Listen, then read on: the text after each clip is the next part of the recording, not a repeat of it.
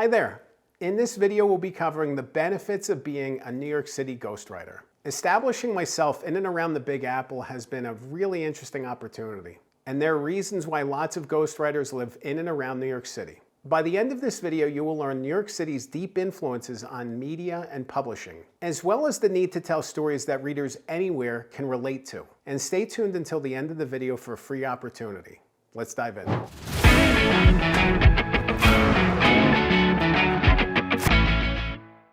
New York City, Gotham, the Big Apple, 8.5 million stories. New York City is such a fascinating place. It's been interesting for me to work in and around New York City for more than a decade now, both in journalism and in book ghostwriting and book writing. And it's interesting to see it as the epicenter. There's so many different things bubbling up. There's so many different things happening. And ultimately, there's a reason why so many book publishing goals and book topics are all focused on New York City. Simply put, there is a bias in publishing toward New York City. New York City stories get more attention, more focus, more visibility.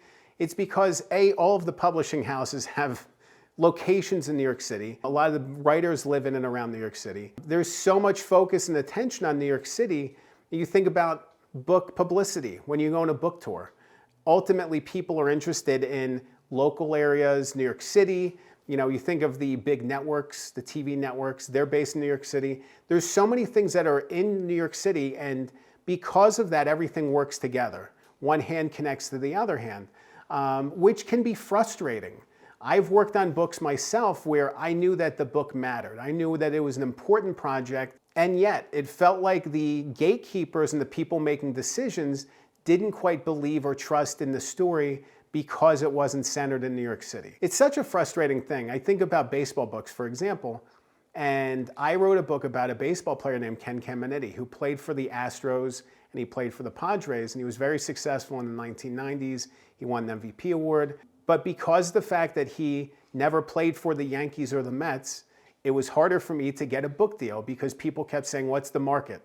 Whereas I would see all of these Yankees books and Mets books again and again and again. And it just feels very redundant, to be honest. I think that there's a lot of stories that get missed because of this focus on New York City as the media capital, as the sports capital, as everything else happening in the Big Apple, that the people in the media world focus very heavily on this one place.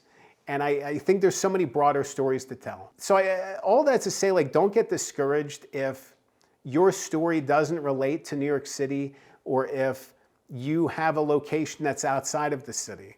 You know, I think about the show Breaking Bad, and I think one of the elements that made the show so unique was the fact that it was based in Albuquerque, New Mexico. It was very random. Location can have such a strong sense in a story, and it can really take a story into a new place.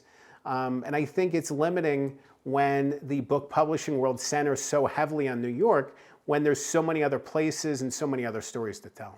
It's been helpful for me to be able to be a New York-based ghostwriter because it offers me opportunities to connect with many people. I look back at some of my earlier projects and I was meeting in person with some of the clients I worked with, which was awesome. It was great to be able to go to the library or go into the city and meet in an office and talk to a client instead of over Zoom. But at the same time, remote work has created so many opportunities that many of my clients are based in Utah, which is random but interesting. Other clients of mine have been based in other states, California, Arizona. So it's been interesting seeing the fact that as a ghostwriter, I can literally work with anybody, anywhere, and help them bring their story forward. Texas was another one, you know, and be empowered. Be empowered to work with people all across the country.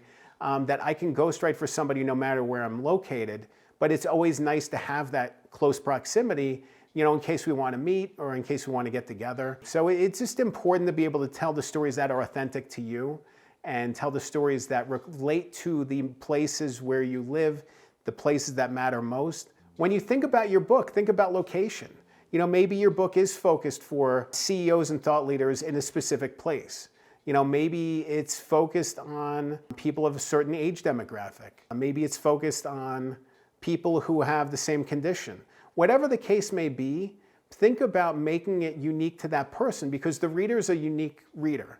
The reader isn't some demographic. Every reader is different. Every reader is going to focus on different things in the book, but it's important to be true to them and help them learn something in your story, because there's ultimately something that anybody can learn. No matter where you're located, there's so many different lessons and insights that I think are important that you learn as you begin your book journey. So if you're interested in this topic, I really think you should watch the next video that's linked on the screen. It's called Help Me Write My First Book. In that video, I cover your book goals, choosing the right topic, and providing some of my most valuable writing tips. Remember, a good book can change your life.